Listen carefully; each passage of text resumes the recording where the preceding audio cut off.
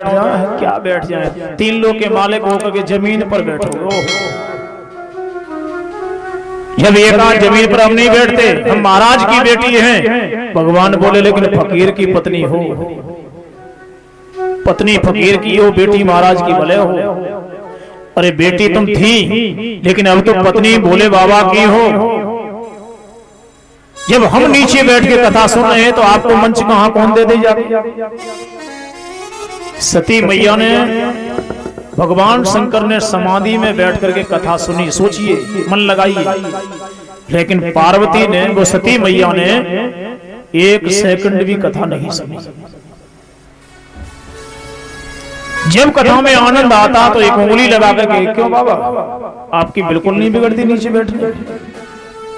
ओहो, सुखदेव जी कहते हैं कि गोस्वामी जी महाराज ने भी कोई कलम चलाने में कमी नहीं करी, वो भी कलम चलाते गए। एक बार त्रेता युग माही वो शंभु गए कुंभजर से पाई, लेकिन सुना किसने? राम कथा जो भर्ज बखानी सुनी महेश। सती का नाम काट दिया, सती मैया का नाम ही कॉलम में से हटा दिया। सुनी महेश परम सुख मानी। और इतने कथा सुनने के बाद में देखिए, कभी भी कथा सुनने जाओ तो वहां श्रोता बन करके बैठिए, श्रोता बन के मत बैठिए। एक बार कोई सेठ जी कथा सुनने के लिए आए, कपड़े की दुकान थी बड़ी सुंदर, बीच बाजार में। लोगों ने कहा, बोले बगल में कथा हो रही है, आप कथा सुने आइए। अब उनकी गर्मी का समय था, अपना ये कुर्ता उतार करके घुटने पर रख दिया, वो पीछे बैठे, सबसे पीछे। कथा सुनते रहे, झपकी लगी, सपना आया कि ग्राहक आ गया, दुकान पे ग्राहक आ गया। जब ये कहा कि ग्राहक आ गया है तो इतनी देर में उन्होंने सोचा कि अपना पूरा कपड़े का थान उठा रहे हैं। अपना कुर्ता उठाया और कथा सुन नहीं रहे थे, सो रहे थे। बीच में से कुर्ते के 2 टुकड़े कर दिए, और 2 टुकड़े जब किए, आंखें खुली तो अपना ही कुर्ता अपने हाथों से फाड़ रहे हैं। लोगों ने बोला, पागल हो गया, कौन है ये? बोले भैया सपना आ गया था, मैंने समझा दुकान पे बैठा हूं, किसी को कपड़ा फाड़ के दे रहा हूं। ये है सोने वाले की गति। यहां सती ने 1 भी मिनट कथा नहीं सुनी, तर्क वितर्क चलती रही, संवाद नहीं, विवाद करती रही। बोले बाबा कथा सुना रहा है और तुम 3 लोग के मालिक हो के जमीन पर बैठ के कथा सुन रहे हो। आज आपको मैं वक्ता श्रोता के बारे में बता दूं। सबसे बड़े उत्तम में उत्तम वक्ता कौन थे दुनिया में? हनुमान जी महाराज। सबसे बड़े उत्तम में वक्ता हनुमान जी महाराज थे। बोले कैसे? कि हम लोग तो अपने देश में कथाएं कर रहे हैं, गांव में कर रहे हैं, नगर में कर रहे हैं, हनुमान जी ने तो विदेश में कथा की। अच्छा, कब?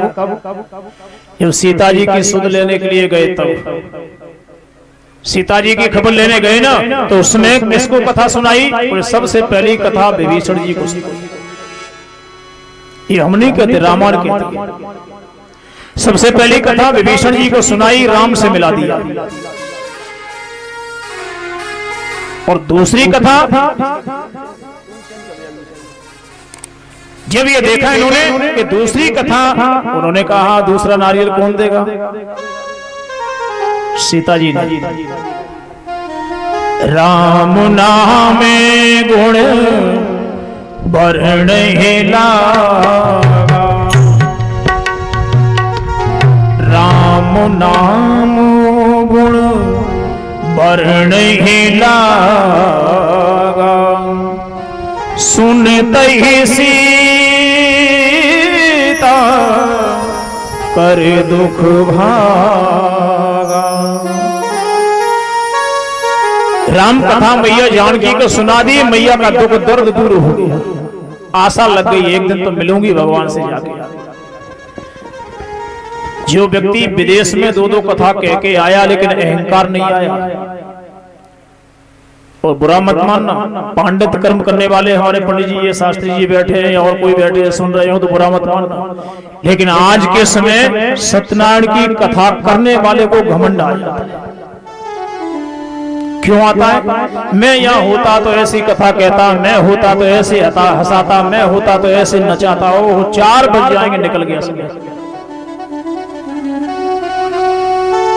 यदि जिस दुनिया में वक्ता कहीं श्रोता बन जाएगा तो देश पूरा सुधर जाएगा। वक्ता कभी श्रोता नहीं बनता, वक्ता तो श्रोता बनता है सीधा। कहने का भाव यह है कि 2 कथाएं विदेश में सुनाई। सीता जी के सुध लेकर के आए, राम जी ने कहा, बोले आइए व्यास जी महाराज। मजाक कर दी भगवान ने। मजाक करने बोले, अरे महाराज हम कैसे व्यास हो गए, चरणों के दास हैं हम तो। बोले अब तीसरी कथा कहां करोगे ये तो बता दो। हनुमान जी बोले जहां राम जी आप चाहेंगे वहीं कथा हो जाएगी। बोले अभी समय। तीसरी कथा कहां हुई? तीसरी कथा जब रामायण की पूरी कथा हो गई और 14 वर्ष बीत गए, रावण भी मर गया, विभीषण को राजा बना दिया। भरत जी महाराज भगवान की प्रतीक्षा कर रहे थे, रो रहे थे। और भरत जी यही कहते जा रहे थे कि राम नहीं आए तो प्राण त्याग दूंगा। इतने में तो हनुमान जी व्यास बन करके पहुंच गए। तीसरी कथा अयोध्या में भरत जी को सुनाई कि राम आ रहे हैं। कथा हमेशा धैर्य देती है, कथा हमेशा जीवन में जीने की शिक्षा देती है, कथा हमेशा भगवान को मिलाती है। यही तो कथा है। अब जब हनुमान जी के आगे राम जी का राज्य अभिषेक हो गया तो हनुमान जी बोले अब कथा हमारी कोई नहीं सुनेगा। बोले अब क्या करना है? बोले अब हम श्रोता बन जाते हैं। श्रोता बनने भलाई। हनुमान जी के आगे बैठ करके आज भी हम अपने चबूतरे पे टाट की बोरी बिछा करके बैठ जाते हैं, रामायण की पुस्तक रख करके, और ये कहते हैं आए सुवासन लीजियो ब्राजियो पवन कुमार। क्या कहते हैं? आए सुवासन लीजियो ब्राजियो पवन कुमार। यदि हनुमान जी में घमंड होता तो हनुमान जी कहते पहले मंच बनवाओ, माइक मंगवाओ, तब बैठेंगे कथा के लिए। नहीं, उन्होंने कहा वो अब तो श्रोता बनने में भलाई है, वक्ताओं की तो बाढ़ आ गई है। वक्ता तो घर घर हो गए, लेकिन अब तो श्रोता बनने में भलाई है। तो हनुमान जी से बड़ा कोई व्यास दुनिया में नहीं हुआ, क्योंकि बल बुद्धि का निधान। आइए लौट के कथा पर हम आ जाएं। यहां जब ये देखा तो सुखदेव जी महाराज चिंतन करते हैं कि दक्ष की कन्या को कथा रास नहीं आई। लौट के शंकर जी रास्ते में आए, तब तक और एक आपत्ति टूट पड़ी। बोले क्या? बोले सीता जी का हरण हो गया था, राम सीता के लिए रो रहे थे। सीता के लिए राम रो रहे थे। और ये बात जब देखी शिव जी ने तो शिव जी ने लेट करके भगवान को प्रणाम किया। भगवान का भेष कैसा था? वनवासी, जटाएं रखी थी, मृगशाला कंधे पर पड़ी थी, आंखों में आंसू थे, धनुष बाण हाथ में था। और सती मैया के तो और भी भ्रम पैदा हो गया। सती ने कहा, बोले अब समझ में आ गई कि चिलम ज्यादा चढ़ गई। अब पता लग गया कि चिलम का असर ऐसा होता है, भांग का असर ऐसा होता है। अब समझ गई मैं। बोले क्यों? बोले पहले महात्मा जी के नीचे बैठ के ताली बजा रहे थे, कथा सुन रहे थे, अब एक वनवासी को लेट करके प्रणाम कर रहे हैं। समझ में नहीं आया है क्या कर रहे हैं, और अपने आप को भगवान कहते हैं कि अब 3 लोक के मालिक। समझ में नहीं आया, लेकिन समझने में भगवान ये कहते हैं कि नहीं जाने सो देहि जनाई, जानते तुम्हें तुम्हें हुए जाई। बोले जानने की जरूरत क्या है? बोले क्यों? क्योंकि घी बनाने के लिए दही बनाना पड़ेगा, और तब घी से कहीं दीपक जलेगा, दूध से दीपक जलने वाला नहीं है। उन्होंने कहा, बोले प्रभु एक बात पूछूं मैं, ये जो बनवासी के वेश में जो घूम रहे थे कौन थे? बोले बनवासी नहीं है ये अखंड रघुराई है, छोटे मोटे नहीं है, ये इनके भैया लक्ष्मण है संग में। भैया बोले ठीक है होंगे, घमंड है ना, धीरे से बोले ठीक है होंगे। बोले तुम तो पता नहीं क्या हो गया, तुम्हें बनवासियों को प्रणाम कर रहे हो, कहीं महात्माओं के चरण चापन कर रहे हो, भगवान जाने क्या हो गया, तुम 3 लोक के मालिक कैसे हो तुम?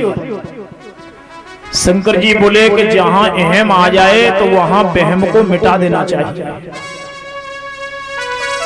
भोले बाबा जाकर के समाधि में बैठ गए और मैया का मन नहीं माना, और मैया लौट करके राम जी के पास में आ गई सीता बनकर के। लौट के आ गई। अरे पहले ही मान जाती, भगवान ने कहा ठीक है चलो, लेकिन गई लौट के आ गई। और लौट के आकर के क्या किया, सीता बनकर के सामने खड़ी हो गई।